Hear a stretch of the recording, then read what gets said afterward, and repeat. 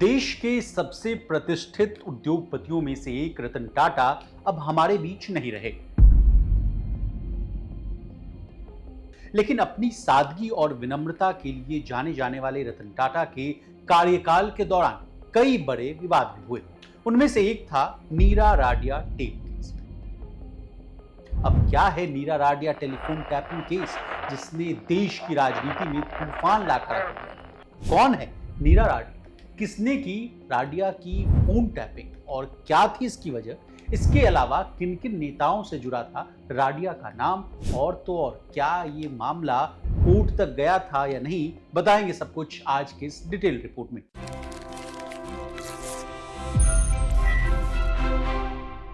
नमस्कार, आप देख रहे हैं लोकमत हिंदी और मैं हूं आपके साथ विशाल शर्मा। सबसे पहले नीरा राडिया टेप केस क्या था, इससे कहानी की शुरुआत करते हैं। नीरा राडिया टेप विवाद साल 2008-9 का है। तब नीरा राडिया की उद्योगपतियों, पत्रकारों, सरकारी अधिकारियों और तत्कालीन सरकार में प्रमुख पदों पर बैठे कुछ लोगों के साथ फोन पर हुई बातचीत को रिकॉर्ड किया गया था। इसमें बिजनेसमैन रतन टाटा और मुकेश अंबानी से हुई उनकी बातचीत भी शामिल। दरअसल तत्कालीन वित्त मंत्री को 16 नवंबर 2007 को एक शिकायत मिली। इस शिकायत में आरोप लगाया गया था कि नीरा राडिया ने महज 9 साल के भीतर ही 300 करोड़ रुपए का कारोबार खड़ा कर लिया था। इसके बाद नीरा राडिया के टेलीफोन की टैपिंग शुरू की गई। सरकार ने कुल 180 दिन तक नीरा राडिया के टेलीफोन की टैपिंग की थी।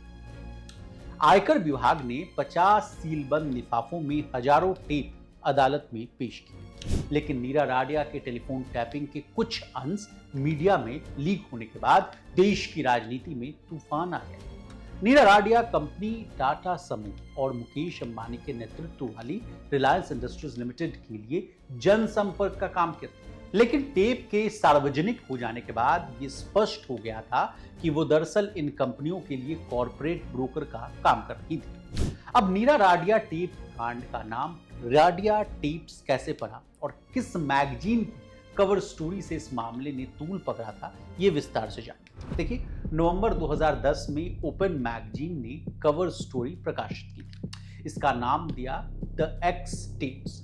मैगजीन ने इसमें नीरा राडिया से जुड़े कुछ ऑडियो टेप में हुई बातचीत के अंश को प्रकाशित कर दिया। इस मामले के सामने आने के बाद राजनीतिक जगत में भूचाल आ गई। 2 दिन बाद ही एक और पत्रिका आउटलुक ने भी कुछ ऑडियो फाइल्स और नीरा राडिया की अहम लोगों से हुई बातचीत छाप दी। इसमें डीएमके के ए राजा कनिमोझी से लेकर अटल बिहारी वाजपेयी के दामाद रंजन भट्टाचार्य तक से हुई बातचीत के कुछ अंश शामिल थे। इन ऑडियो टेप में राडिया और कुछ पत्रकारों के बीच हुई बातचीत भी शामिल थी। जिन पत्रकारों के नाम तब टेप कांड में सामने आए थे, उनमें बरखा दत्त, शंकर अय्यर, शालिनी सिंह, जहांगीर पोचा और वीर सांघवी के नाम शामिल थे।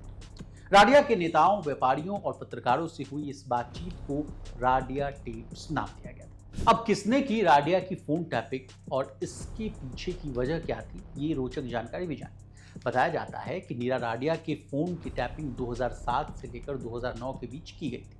इस टैपिंग को इनकम टैक्स विभाग की तरफ से किया गया था। इसमें नीरा की नेताओं, टॉप बिजनेसमैन और पत्रकारों से बातचीत। हालांकि आज तक ये साफ नहीं हुआ कि इनकम टैक्स डिपार्टमेंट को इस टैपिंग के लिए निर्देश किसने दिया।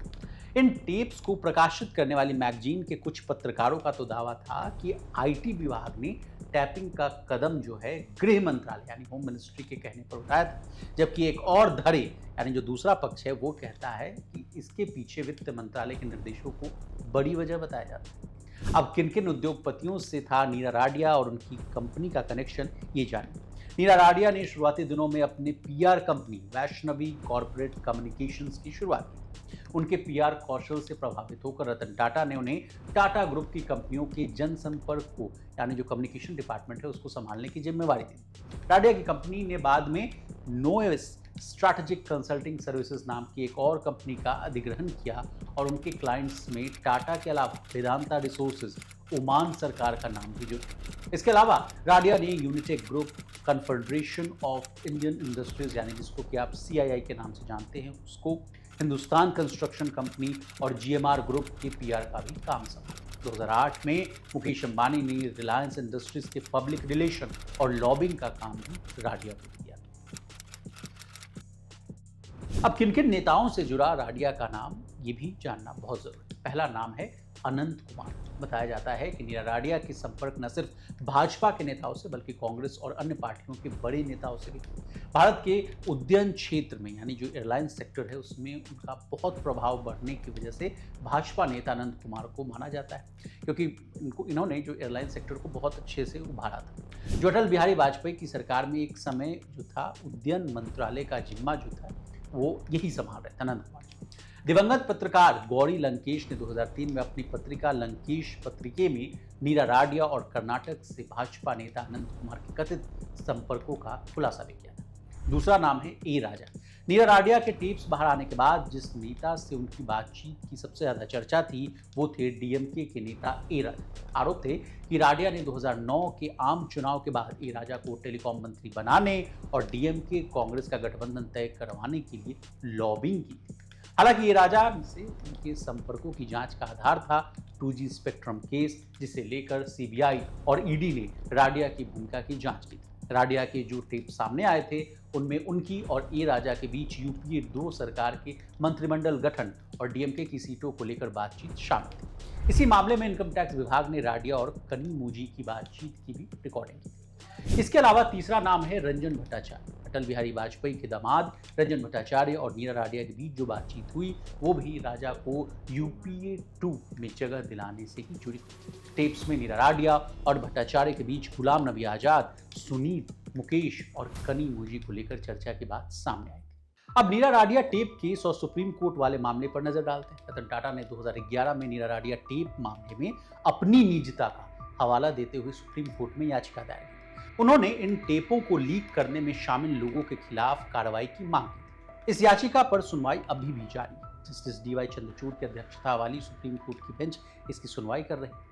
टाटा ने अपनी याचिका में कहा था कि टेप का लीक होना संविधान के अनुच्छेद 21 के तहत मिले जीने के मौलिक अधिकार का उल्लंघन, जिसमें निजता का अधिकार जो है वो भी शामिल होता है। अब जाते जाते इस पूरे केस कोर्ट में अब तक क्या क्या हुआ ये जान लीजिए। 16 नवंबर 2009 को नीरा राडिया पर जानकारी के लिए सीबीआई ने आयकर विभाग निदेशालय से संपर्क किया था। 20 नवंबर 2009 को आईटी विभाग की तरफ से दी गई जानकारी के मुताबिक टेलीकॉम विभाग के नीति निर्माण में कॉर्पोरेट दखल होने की बात सामने आई थी। 15 नवंबर 2010 की बात करें तो वकील प्रशांत भूषण के centre for public interest litigation ने सुप्रीम कोर्ट में याचिका दायर की और टेप की बातचीत को सार्वजनिक करने की मांग की। 18 नवंबर 2010 को ए राजा और नीरा राडिया की बातचीत को मीडिया ने सार्वजनिक किया। 29 नवंबर 2010 को रतन टाटा ने सुप्रीम कोर्ट में याचिका दाखिल कर नीरा राडिया टेप्स में अपनी बातचीत की रिलीज रोकने की मांग की। 24 जनवरी 2011 को नीरा राडिया टेप मामले में सुप्रीम कोर्ट ने केंद्र सरकार को नोटिस जारी किया। 19 अक्टूबर 2013 आते आते तक सुप्रीम कोर्ट ने सीबीआई को टेप कांड से जुड़े 14 मुद्दों की जांच करने का आदेश दिया।